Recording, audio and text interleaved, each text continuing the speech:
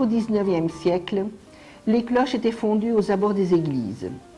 Les saintiers, artisans fondeurs, voyageaient de ville en ville offrant leurs services. Avec le développement des voies de transport, les cloches sont fondues dans des ateliers construits avec des fours à réverbères et expédiés selon leur destination. La cloche est avant tout objet d'art, témoin de l'histoire, symbole religieux ou civil, mais avant tout un instrument de musique. Elle se caractérise par une note en accord parfait avec les autres cloches d'une même sonnerie. Pour faire une cloche, 3 étapes sont nécessaires. Premièrement, son tracé sur une planche de bois. Deuxièmement, la fabrication d'un moule en terre au milieu duquel est prévu un vide qui correspond à la future cloche. Troisièmement, la fusion du métal dans un four ou un creuset qui est versé liquide à l'intérieur du moule.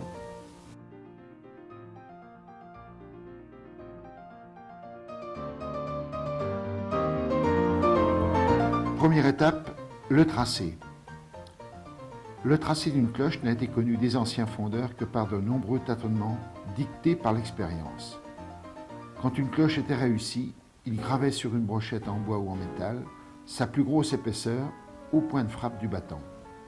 Cette mesure est l'unité du tracé, le bord. Puis, au XVIIe siècle, des musiciens ont déterminé le profil d'une cloche par les lois de l'acoustique. Ils ont consigné leurs résultats dans un tableau de concordance entre notes, poids et diamètre que l'on désigne échelle campanaire. Dans ce cas, le bord est la 15e partie du diamètre. Le premier travail du fondeur est donc de tracer le profil externe et interne de la cloche sur une planche de hêtre que l'on désigne planche à trousser ou gabarit. Toutes les dimensions du tracé sont savamment calculées d'après l'unité de base, le bord. De ce profil dépend la justesse de la note. La planche est découpée d'après le premier trait qui représente le contour du vide intérieur de la cloche.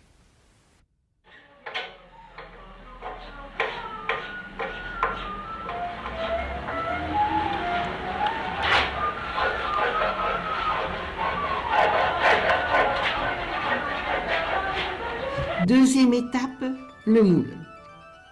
Le tracé terminé, le fondeur passe à la préparation de la terre pour la confection du moule. La terre de base est l'argile, qui subit diverses préparations selon l'état d'avancement du moule.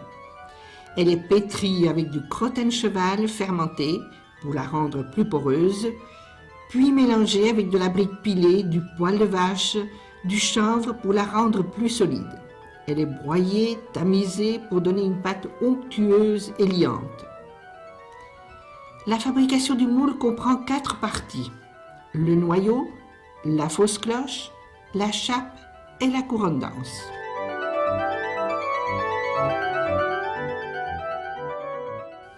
D'abord le noyau.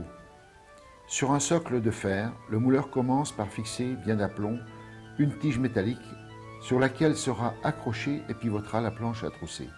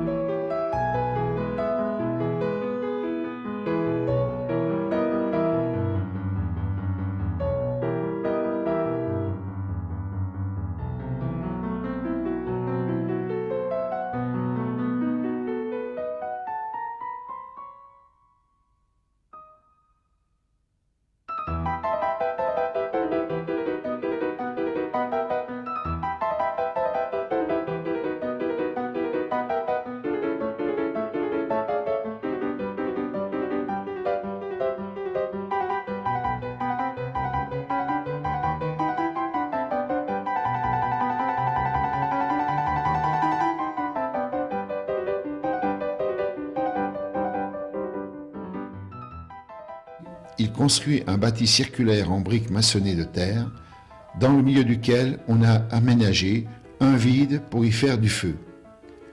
L'ouverture à la base active le chauffage. Les briques sont recouvertes de terre, d'abord grossière, puis de plus en plus fine.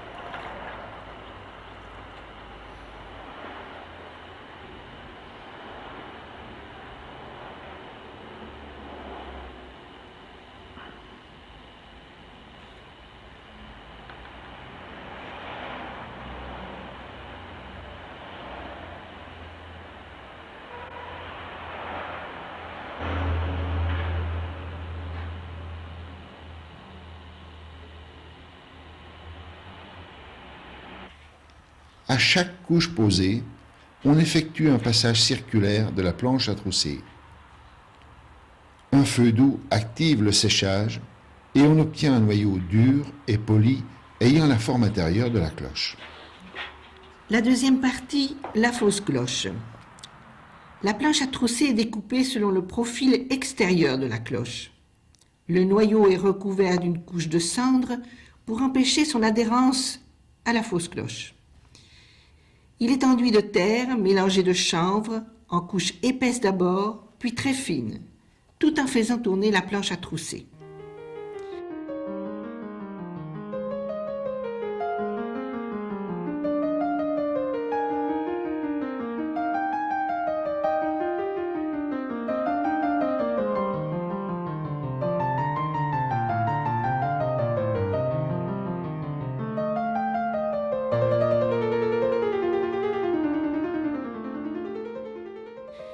Puis vient l'opération délicate de la pose des décorations. Frises, seins, textes divers, prénom de baptême de la cloche, nom des parrains marraines, signature du fondeur. Elles sont préparées à partir de matrices en buis sculptées. Avec de la cire d'abeille chaude et comprimée à l'aide d'une bouteille, les dessins sont reproduits en relief.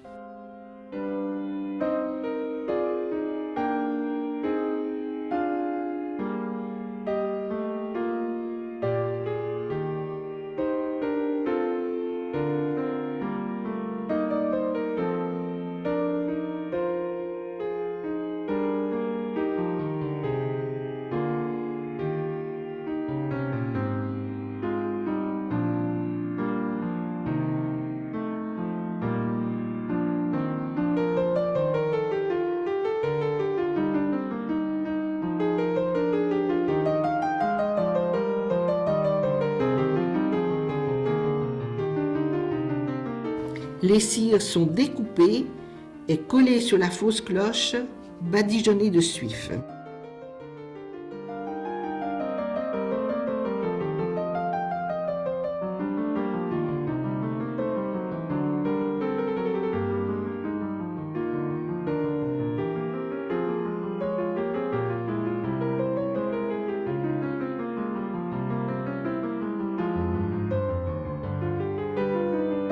La troisième partie, la chape. Les ornements sont recouverts à l'aide d'une plume d'oie, d'une terre très fine puis liquide, la potée. Elle prendra place dans les moindres détails des motifs. Enfin, on applique une épaisse couche de terre poreuse mêlée de fils de chanvre afin de lui donner de la solidité. Le feu, interrompu pendant la pose des cires, est activé vigoureusement. Le moule devient brûlant. Les motifs en cire fondent et laissent leur empreinte en creux à l'intérieur de la chape, ce qui explique la décoration en relief des cloches.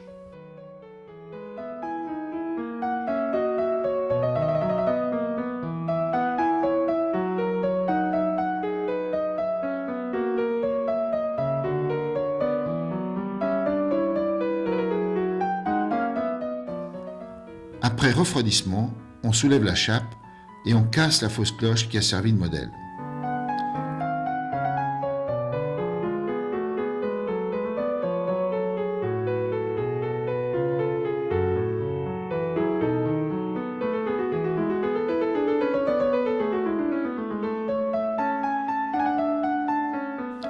La chape est remise en place sur la base du noyau.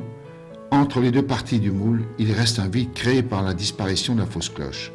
C'est ce vide que viendra occuper le métal en fusion lors de la coulée.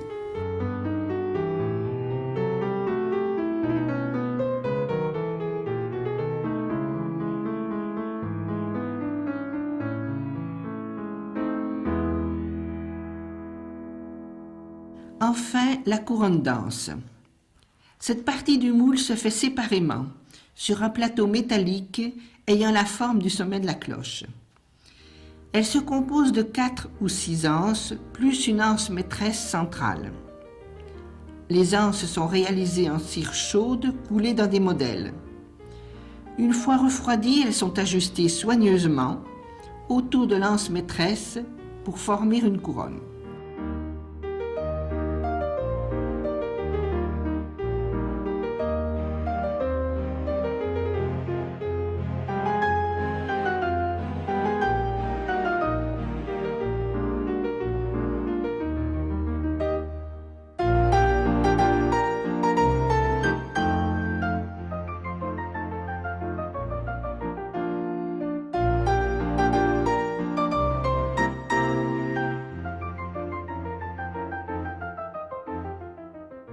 Des ouvertures sont aménagées en haut, le trou de coulée pour le bronze au centre et des évents pour laisser échapper l'air contenu à l'intérieur du moule et les gaz provoqués par le métal en fusion.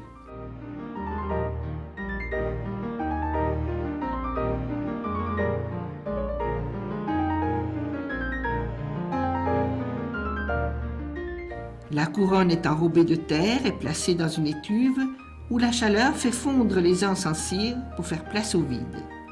Elle est ensuite placée sur la partie supérieure du moule qui est terminée.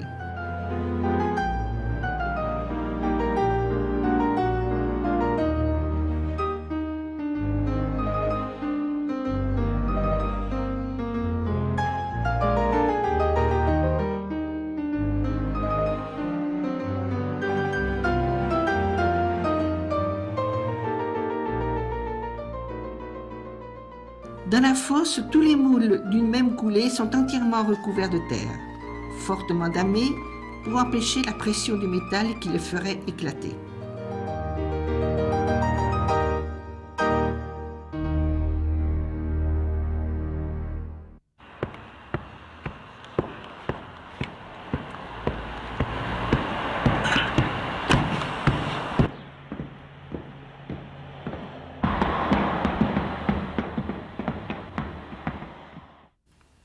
Des rigoles en briques réfractaires sont construites sur la terre, depuis l'orifice de la sortie du four jusqu'au trou de coulée des moules.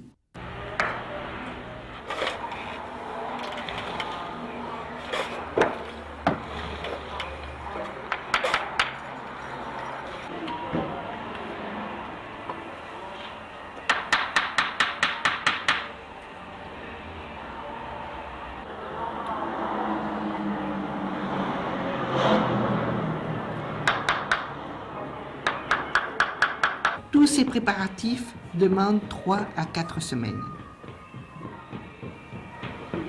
Troisième étape, la coulée. Une cloche doit posséder, en plus de la justesse de sa note, un bon métal qui lui donne sa capacité de vibration et un son velouté. Le bronze de cloche est composé de 78% de cuivre rouge et de 22% d'étain. Les fours dits réverbères sont spécialement étudiés pour un procédé de chauffage au bois qui est le meilleur combustible pour le bronze. Le foyer est alimenté par du bois de chêne pour la chaleur et du bois de charme pour les flammes qui chauffent la voûte du four. Pour une coulée de 10 à 12 tonnes de métal, il faut 15 à 18 stères de bois et environ 6 heures de chauffe. La voûte ainsi rougie fait fondre, par réverbération, le cuivre posé sur la sole du four. En cours de chauffe, le cuivre est affiné en le brassant avec de longues perches en bois vert. Quand le cuivre est fondu vers 1100 degrés, on ajoute l'étain en lingots qui fond instantanément. Les deux métaux sont bien mélangés afin de rendre l'alliage homogène. Dès que la température atteint 1200 degrés au pyromètre optique, c'est le moment de la couler. À l'aide d'une longue perche, on débouche le tampon de terre réfractaire qui retient le métal dans le fond. Le bronze en fusion se précipite dans les canaux de chaque moule, tandis qu'un jet de gaz enflammé sort en soufflant par les évents, ce qui rend la coulée spectaculaire.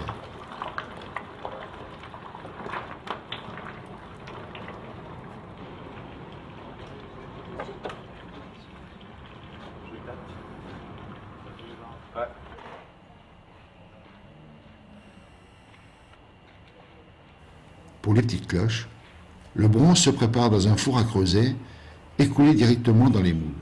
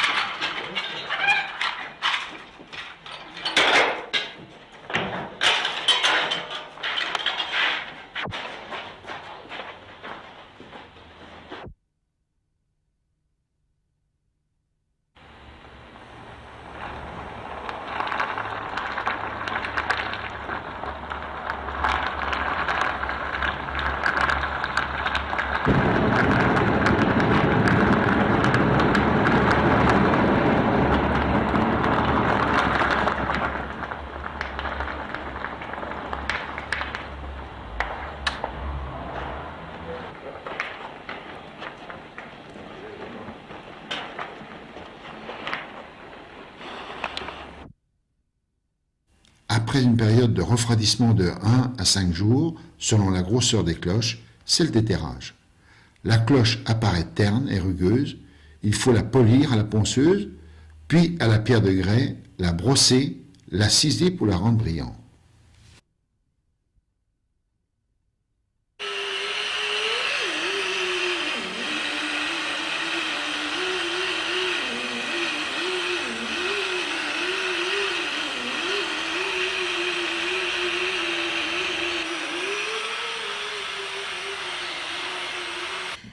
La coulée est suivie d'un autre grand moment, celui de la première percussion qui révèle la qualité musicale de la cloche.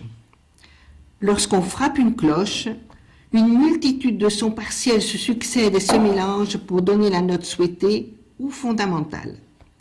Le fondeur contrôle exactement la hauteur de 5 tons partiels au moyen de diapasons étalonnés.